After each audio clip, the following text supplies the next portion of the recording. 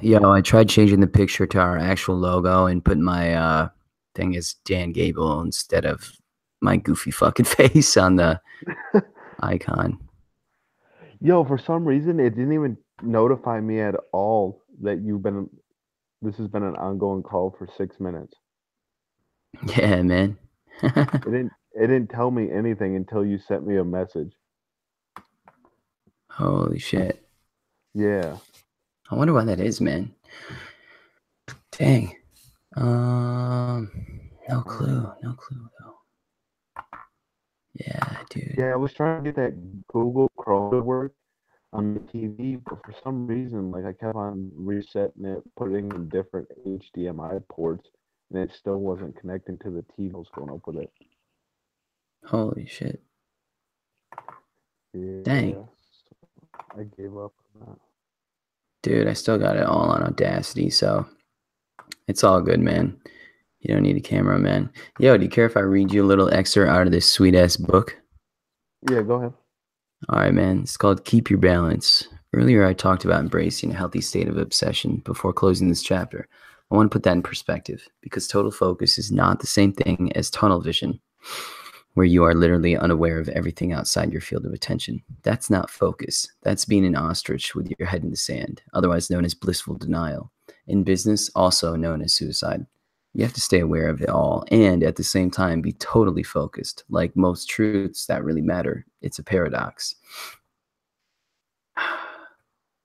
Front sight focus is also not the same thing as being a workaholic. As a sniper, you can't keep performing with consistent accuracy on the gun if you neglect your physical fitness or let your health go to seed. Yes, for those minutes or hours when you're lying prone and drilling your eyesight on a target 1,000 yards off, your body becomes a non-existent irrelevancy. But the only reason you can perform like that is that you've been taking care of it day in and day out. We'll talk more about your health and fitness in Chapter 4. The same holds true for your business and the rest of your life outside your business. The only way you can successfully and consistently focus on your business is if you maintain your health, your family, your relationships, and all the rest of what makes you a human being in a healthy state of balance. There's a point where work takes precedence, and whenever that point comes, you know you simply have to lock the doors and rivet yourself on getting the job done. And there's a time when you have to shift your attention to your family, your kids, your girlfriend or boyfriend, your circle of friends. If you see those things as taken away from your business, then you're not looking at it right. Those things aren't detracting from your business. They're what allows you to be successful in your business. A few years ago, Men's Journal wrote a profile on me that included this day in the life excerpt from my Facebook page. The last 30 hours, 0400 Uber JFK, 0600 nonstop to LAX. BS Studios, lunch with Mark Harmon, great guy, kids call, CNN call, dinner with friends and agent, Valerie. Friend Sally drops me at LAX, missed flight, stand by for 11:30 to JFK, coach seat secured. Fit crew upgrades me, flight crew upgrades me to first class sleeper, 07:30 land, 08:30 NYAC, New York Athletic Club, swim 2,000 meters, start my Saturday. This is a pretty typical day for me. Am I busy? I am. At the same time, as I write these words, I just finished a week unplugged and off the map with my 3 kids, somewhere in the Northwest, having a blast with them. Total dad time. It's one of those things that gives my life depth and meaning. Without it, I'd be a pale copy of myself. I made a pledge to myself years ago when my first business fell apart and my wife and I divorced, that I would never let business get in the way of spending time with my kids. As I wrote in the red circle, the marriage may not have made it, but the family is forever. That too is part of my red circle. You have those things too that make you who you are. You know what they are. You have to keep them in your red circle too. It's a matter of balance, and balance is a matter of doing one thing at a time and being very, very clear on exactly what that one thing is. Profile: Joe Applebaum, Ajax Union.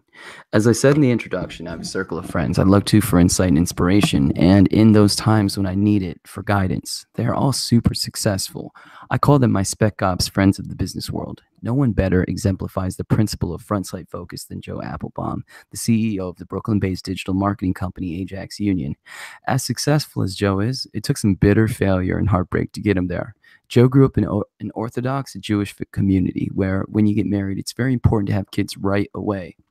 In 2003, all of Joe's married friends were having kids, but not Joe and his new bride. People who knew him started talking. Why weren't the Applebaums having kids? After a year of this, Joe and his wife started seeing doctors, going through tests, and doing all kinds of research. It became a huge source of stress in Joe's life. Finally, they got pregnant. They were so excited they had a celebration at his mother's house and another at his wife's mother's house. Everybody they knew was happy for them. They told the whole world.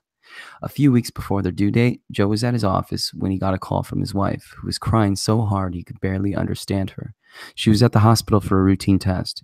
The doctors said they couldn't find a heartbeat.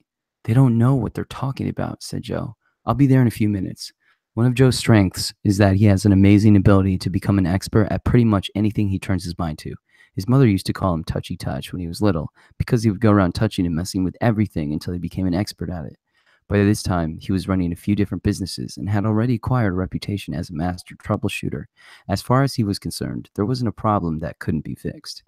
He would just go over that to that hospital and fix this one. He walked in full of confidence, and when the attendant said, "Mr. Applebaum, I'm so sorry for your loss," Joe replied, "What loss? There's no loss here. Let me speak to the doctor. Bring me the head cardiologist." For 2 days, Joe battled to make it not true. Finally, he had to accept that he and his wife had lost their baby. A deep sadness settled over Joe like a black cloud. "This was my purpose for being here," he says. "This was the reason I came to this world, and now I'd failed. It felt like my life was over." He sent his employees home and closed his businesses, maybe permanently. He wasn't really sure. He wasn't sure of anything. After a few weeks, someone called to offer him a job. Joe didn't want to take it. Like most entrepreneurs, he considered himself unemployable. But the guy pressed. He just sold a $100,000 piece of software to somebody in Minnesota who's having trouble with it, and Joe was the only person he knew who could figure things like this out on the fly. He needed Joe to get out to Minnesota and figure the damn thing out. Joe asked his wife what she thought. "Look," she said, "for the past 2 weeks, you've been sitting around the house, moping and crying, driving me crazy. I can't take it. You need to go do this, or we're getting divorced." Joe agreed to take the job if his new employer would let him run his other businesses on the side, and the guy said yes. He spent a little phone time with the software company's staff, read a few books on the subject, flew out to Minnesota, and within 3 or 4 hours of messing with it, he had the problem solved. Okay, so he hadn't fathered a child, but he could do this. Joe poured himself into his work again. At his new job, he became an expert at IT. Every time Google changed its algorithm, Joe would reverse engineer it and figure out what he needed to do to get his clients to the top. It was like a game for Joe, a game that paid very well. He started an IT consulting business on the side. He became an expert at selling things on the internet. He became an expert at website construction, graphic design, marketing. He read entire shelves of books about everything and anything. He worked until 3 in the morning every day. During the next few years, he went through a series of 4 full-time jobs, all while running 7 businesses on the side and an office with 8 full-time employees. He had a construction company building sukkahs, ceremonial huts used for sukkot, with 3 crews building each units each year for 400 customers. He ran a real estate website, an SEO, search engine optimization company, a graphic design business, an eBay business. He was doing a million things and executing flawlessly, but deep down, he knew it was crazy. "I said yes to everything," says Joe, "but I knew I was doing something wrong. It's just not humanly possible for someone to do all that and be successful at all of it." Joe had grown up working after school and on weekends in his mother's clothing shop on Manhattan's Lower East Side. He had seen her go from selling sweaters to flying all over the world to buy the best fabrics and selling high-end couture under her own label at half the department store's prices. She was successful to a point, but she could never break the $1 million mark. Joe had watched her business struggle for more than a decade before finally going under. Now, something weirdly similar was happening to him. He wasn't failing, but something was keeping him from being as successful as he should be. The truth was, he was a mile wide and an inch deep. In 2008, a business partner, Zevi Friedman, approached Joe about starting an online marketing company. Joe said yes, of course. The two started a digital marketing company they named Ajax Union. Joe now had yet one more part time horse to ride in his jam packed stable. At the time, Joe had a full time position as chief marketing officer for the Watchery.com, a luxury watch business, where he managed about 100 people in its sales and marketing division.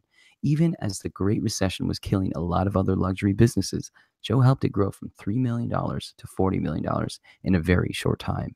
In April '09, after Ajax Union had been going for a while and was showing some serious growth, Joe walked into the office of Watchery's CEO, Joseph Levy, and said, "Joseph, you know I have 7 side gigs that I do, right?" "Yeah, of course," said Levy. "How's that going?" "Going well," he said, Joe. "Actually, this one business in particular is really taking off. We have 30 clients, we're growing, and my partner wants me to come work full time. But I love you, I love this company, and I love working here. What should I do?" "Listen," said Levy. "First of all, I want to thank you. Because of you, I've grown my company from $3 million to $40 million, and we'll be selling it soon. You should go build that business. What's more, I want to be your biggest customer." Joe went back to Zevi and said he was ready to work full time in their business, and much to his astonishment, Zevi said, "No, that's not going to work for me." "What? What are you talking about?" said Joe. Zevi said, "Joe, you need to focus." "What do you mean I need to focus? I'm incredibly focused." Zevi shook his head. "No, you need to get rid of everything you're doing on the side. Everything. Let go of all of it. You need this to be the only thing you're doing." Joe was shocked. "I can't do that. I'm making so much money from my Suka business and my eBay business and my advertising platform." And Zevi looked at him and said, "Joe, we can build a multi-million-dollar company here, but we're not going to do that if you're doing all this other stuff. I need you to focus." Joe was stunned. He went and talked to his wife. She said, "Do it. If it means we take a financial hit, that's okay. You'll make up for it with Ajax Union. You'll figure it out." Joe took a deep breath and made the plunge. He sold the Suka business, closed down his eBay business, shuttered his IT company, handing its client list off to a few other IT companies he knew, pulled the plug on a bunch of websites, and folded the resources of his web design and online marketing businesses into Ajax Union. He got rid of everything. It was like reaching into his pockets, turning them inside out, and giving everything away, like jumping off the highest high dive without knowing for sure how much water was in the pool. In the process, Joe says, Zevi helped him realize something. He'd never really been excited about all of those different businesses. What he'd been excited about was promoting them. Joe had a passion for promoting things, ideas, concepts, values, businesses. Focusing all his energies into a single digital marketing business allowed him to tap into that passion. Ajax Union took off. 18 months after Joe went full time, the company hit number 178 on the Inc. 500, an annual list of the fastest growing private companies in America. In 2010, it doubled its revenue from $500,000 to $1 million, and then doubled it again the following year to over $2 million. By 2015, the revenue was $4 million, and as of this writing, the company's on track for $6 million in 2016. Joe has also become an expert in a whole new topic: focus. Most people don't really know what they want, he says. If you don't know where you want to go, you might end up getting somewhere else. Where? I don't know, but it's probably not somewhere you'll be happy with. Like me, Joe is on the word purpose. If you know what you want to do and focus intently and intensely on that purpose, you'll move forward. But you have to put all your chips into one basket and go all in. If you don't do that, you'll die. Joe says focus is a skill, and as with any skill, to become good at it, you need to practice it. Not just the kind of hyper focusing you do when it's suddenly crunch time, but focusing each and every day on whatever is the most important thing on that particular day toward reaching your goal. He has also brought that dedication to focus to how he works with his clients. He doesn't just help them market their business, he also coaches them to help them get clear on exactly what business is at its core. Most businesses fail in the very first year, he tells them, and most of those still standing fail within the first 3. Very few get past 5. Almost none get past 10. And you know what? Most of those failures have to do with lack of focus. Today, Joe is one of the most focused guys I know. He's also one of the happiest. And by the way, he and his wife now have 5 beautiful children. Yeah, man. So I thought that was pretty cool. Yeah, that was a cool ending. Yeah, man. Definitely. I definitely thought that was on point. Definitely a good read. I totally recommend that book to anyone listening. Total Focus by Brandon Webb. I'm a huge fan of his work. He's moved mountains, ladies and gentlemen. He has definitely climbed the totem pole. He has reserved the right to live his life any way he wants, and evidently fear is not a factor for him. I just had to say that. I always wanted to say that.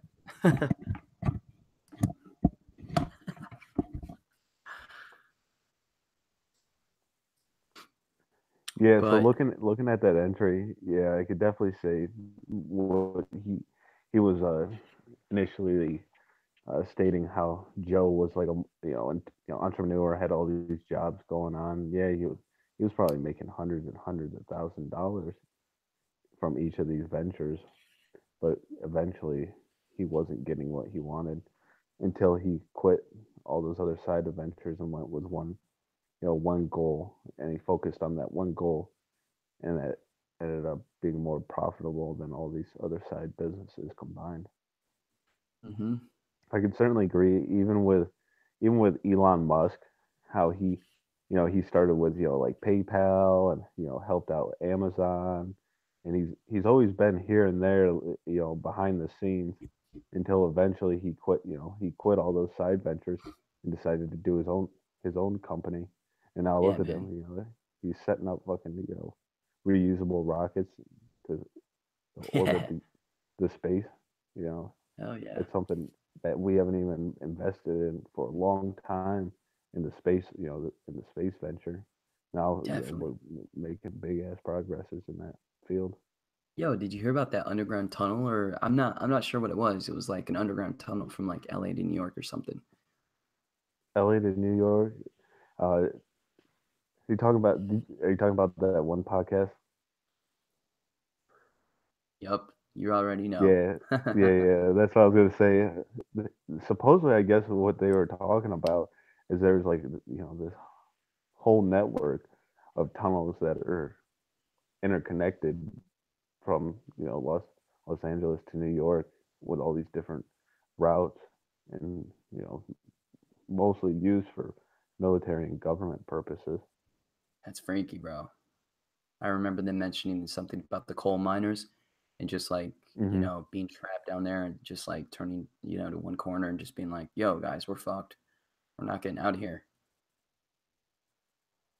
Did you ever watch that one movie called, I think it was 23? It was talking about like the 23 miners in like Mexico, how they were trying to dig further, and there was like shallow walls and tunnels, and ended up caving them in, and it took them a couple months to actually get the miners out.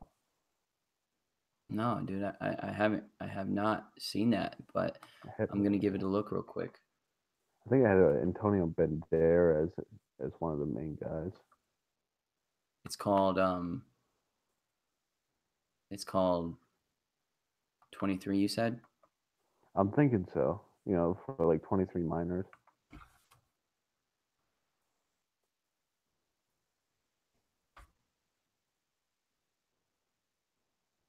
Yep, I think this is it, man. Does that look familiar?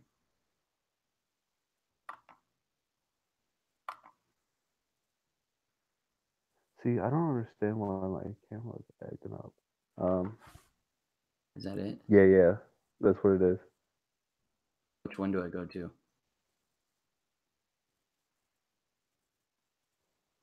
In Chile or Mexico? Uh, I thought it was Mexico. Was it like a legit movie? Yeah, yeah, it was like based on a true story.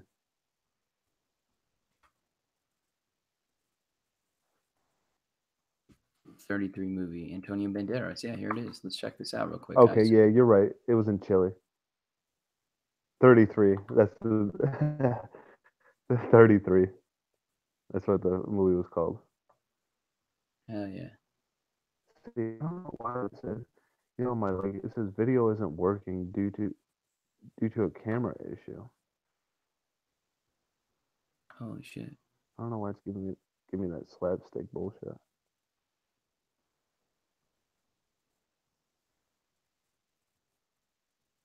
Yeah, I don't know. I don't understand that. Yeah, check it out. This is based on a true story.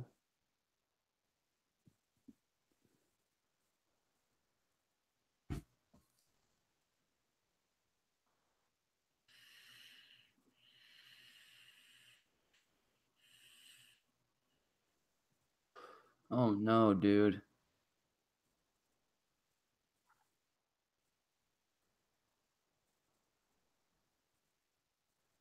Oh my god. Yeah.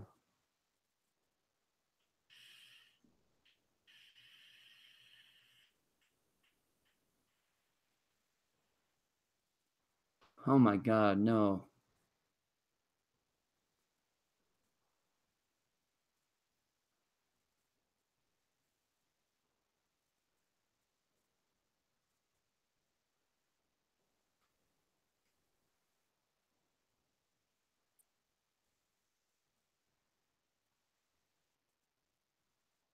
Yeah.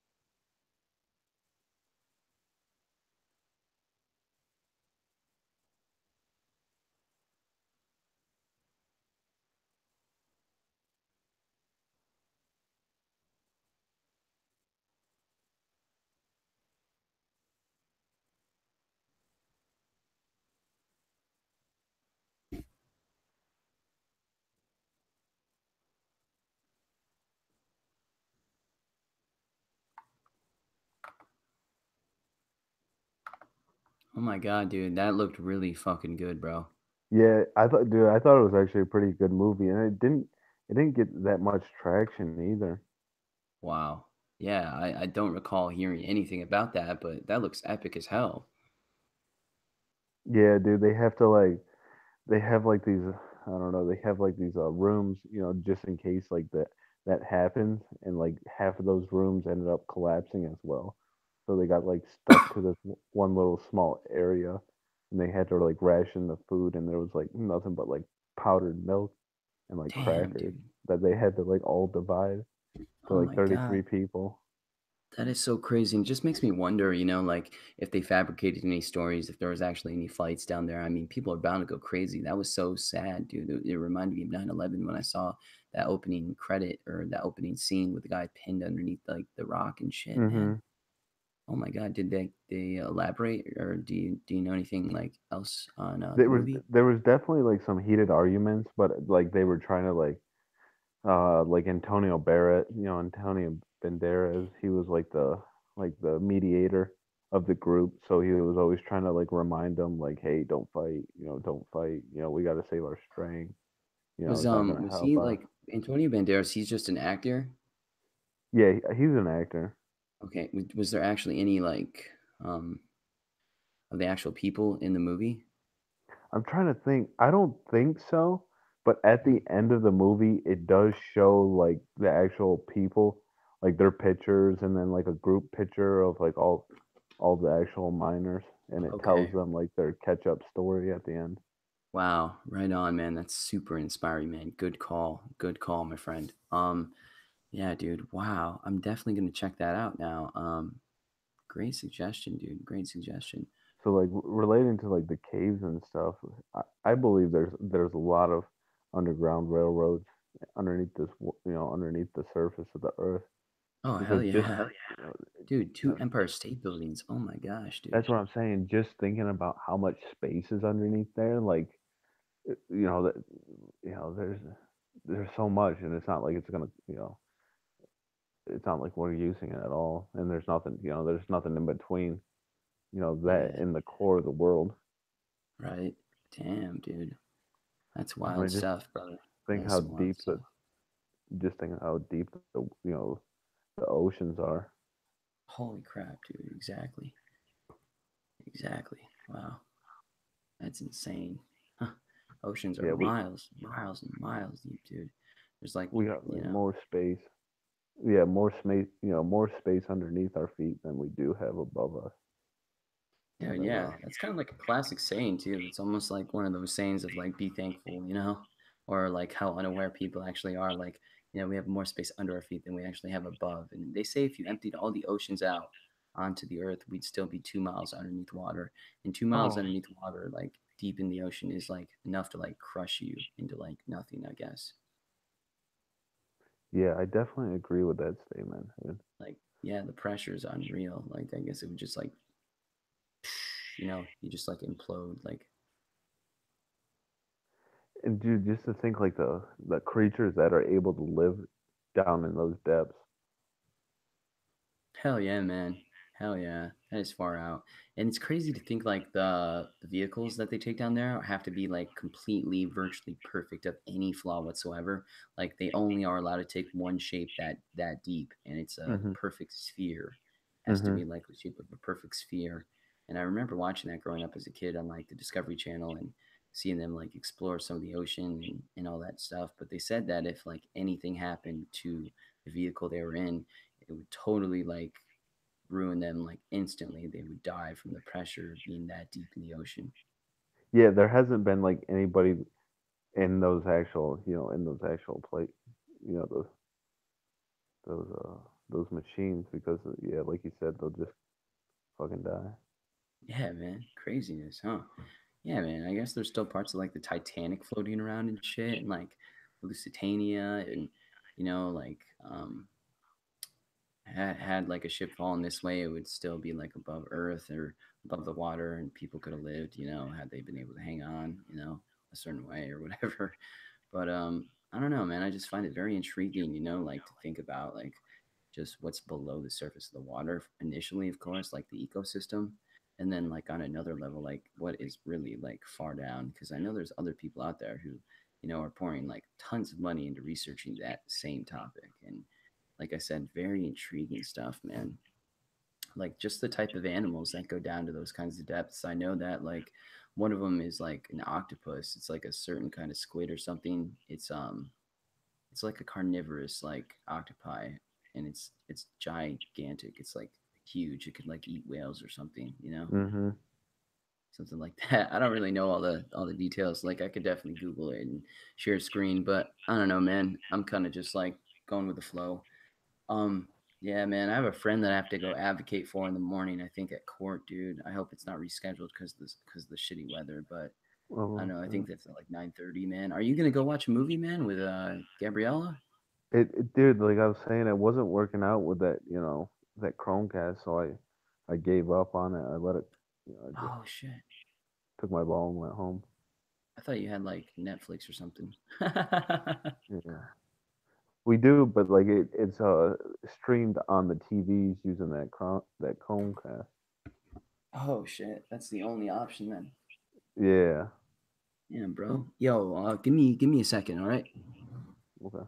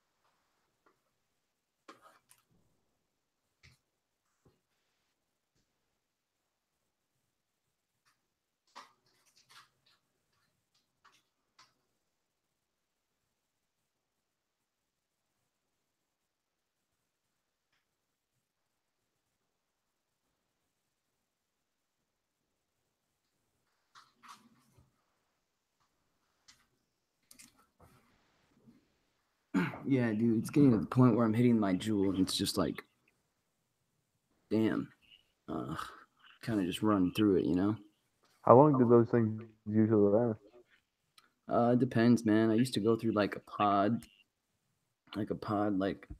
Oh, okay. a couple days, but now I'm getting to like a weird point because I've had the same pod for like a few days now, which is really legit. But before I would go through a pod a day sometimes, which kind of sucked. But what's that, bro? No. Oh, I thought you were saying something. My bad. Yeah, man. Yo, how are you feeling, man? I'm doing good, but shit, my fucking camera ain't working. Yeah, dude. I know We that's got we finally got this shit fucking working, and now right. now I don't got my side working. No worries, man. We're still in Audacity, like I said. Disk space remaining for recording 933 hours and 21 minutes. That's a shitload of time. I Mhm. would hate to just be like sitting in a cell for that long. Yeah. Dude, it totally brings me back to when that dealership tried to like fuck me and try to say that I stole a car and get me arrested for grand larceny motor vehicle. Like I was eating out at a Chinese restaurant and they literally found my car, like their goon squad, and hit it with a baseball bat to make it look like I drove it through the parking lot and try to like steal it off the lot. Like they did everything they could to try and make it look like I stole the car off the lot.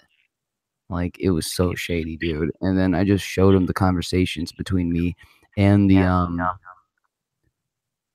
dealership, and, like, they totally dismissed it right away, of course, but, like, the lawyer was like, "Yo, you could sue them for malicious intent," you know what I mean? Like, you could sue them for a shitload of money. Mm. Yeah, man.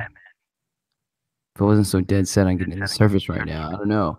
I don't know, man, I might consider it, you know what I'm saying? I could use a couple, 100,000, bro. I know old Uncle Rick Hendricks got it up his sleeve, if you know what I'm saying. Yeah. Nah, I'm not like that.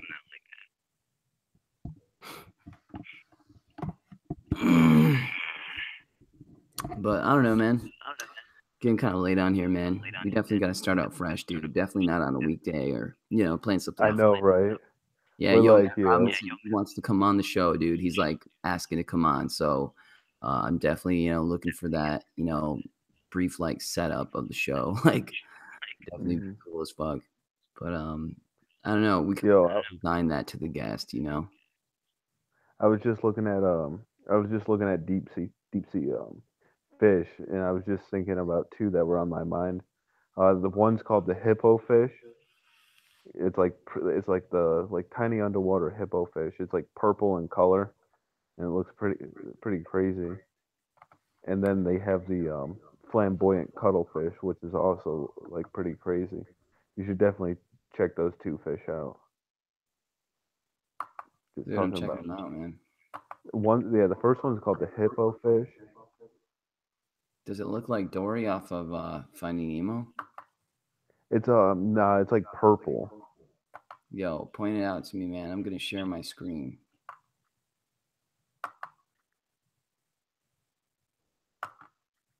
right here. Yeah, it's the third picture. Oh shit, right here. Yeah, that one. Oh my god, how did you find out about that?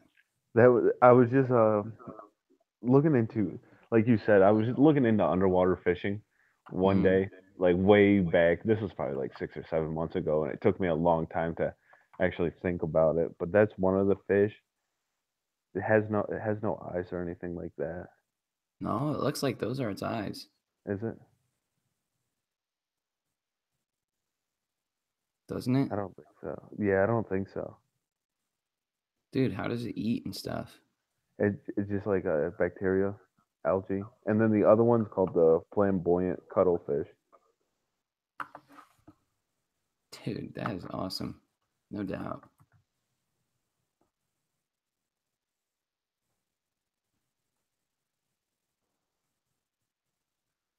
Oops. I spelled cuddle like an idiot. Yeah, cuttle. Deadly. Deadly, bro. Let's watch this. Let's see what they say. I'm interested though about that hippo fish, man. I kinda wanna check that out. Yeah, I definitely want to look into that more because I don't want to get my facts butchered. Oh yeah. Check out that cat on the fucking vacuum cleaner. What the hell? That's funny. Shit is so wild. Oh wow, that looks similar.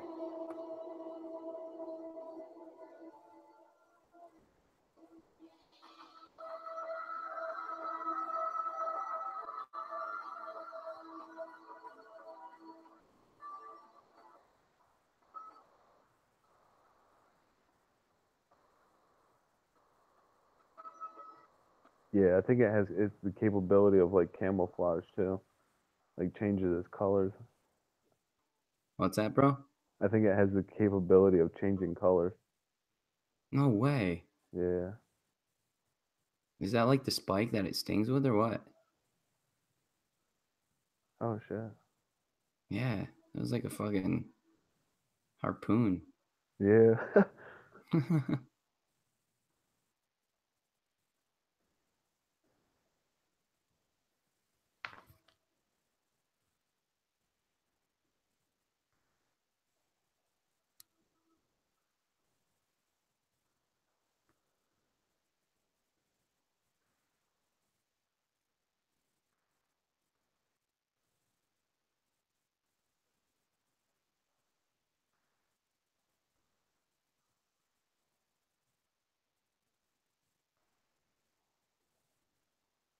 Yeah, it has like a walking like movement. It doesn't like swim, it just like walks on the surface. Yeah, see its back? How it looks like it's like movements of water. Hell yeah. Wow.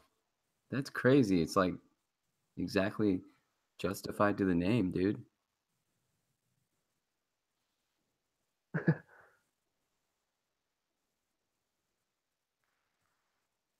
It looks like it's just curving off its back.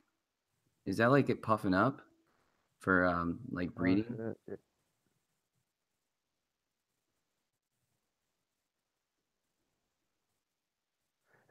it probably doesn't get much action, so it's probably asexual. Right on. Let's see what that is. Hippo fart. Oh my god. Hippo spa. Fish cleaning hippo. Yo, nothing's coming up for hippo fish, man.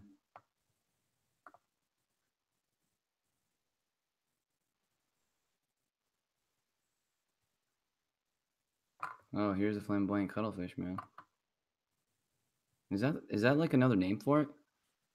That's what I'm looking up right now. See if that's... Dude, it is, man. That was definitely the picture. Okay. Look at it. Yeah, yeah. Dude, those have got to I be guess eyes, that's bro. I guess that's the nickname of it. Those have got to be eyes, man. Check it out.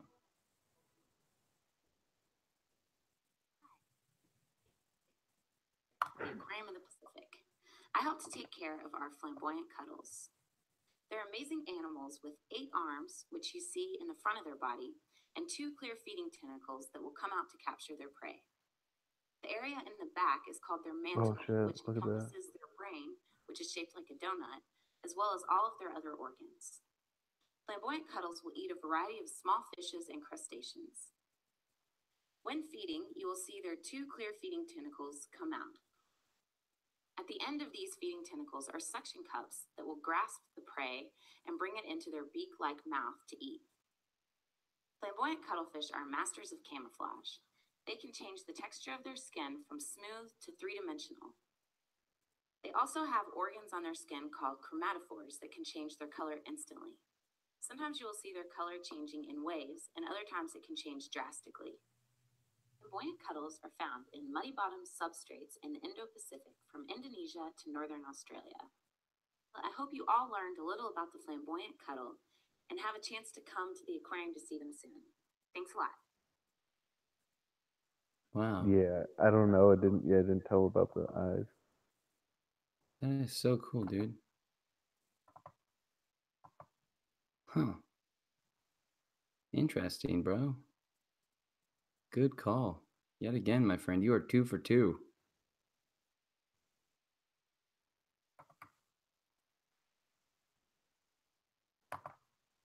Yeah, let's see if we can find Gleba.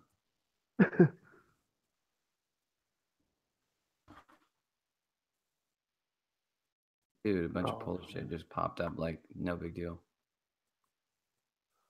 So yeah, we're definitely gonna have to cut this short because I just looked at my fucking battery. It shows 3%.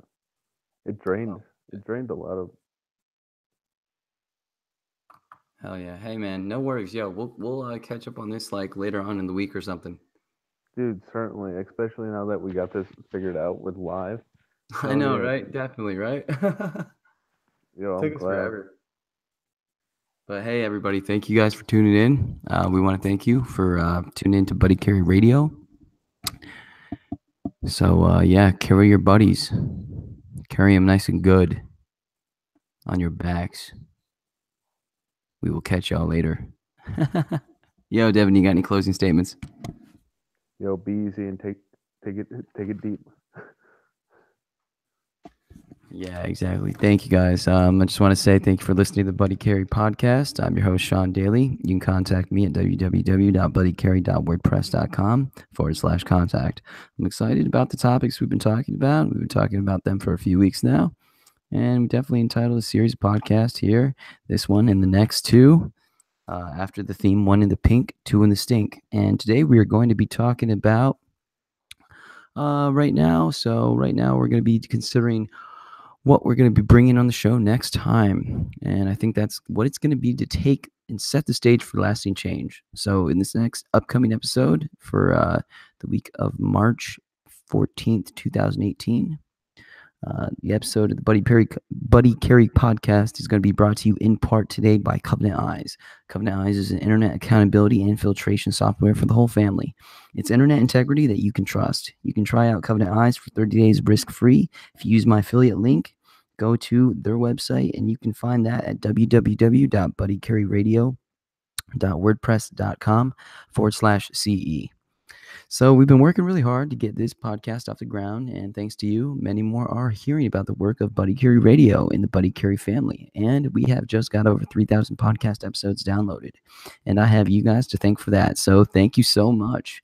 If you are interested in becoming a financial partner with Buddy Carry Radio to impact families and the globe and help them to make Christ the center of their home, you can find out more about that by watching my partner video, which you can find at buddycarry.wordpress.com/partner. Kick that fucking mule, Luberg.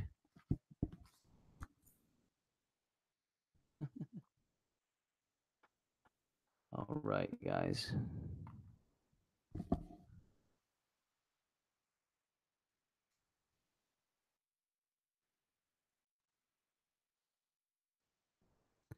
We'll catch you guys later. Thank you for tuning in.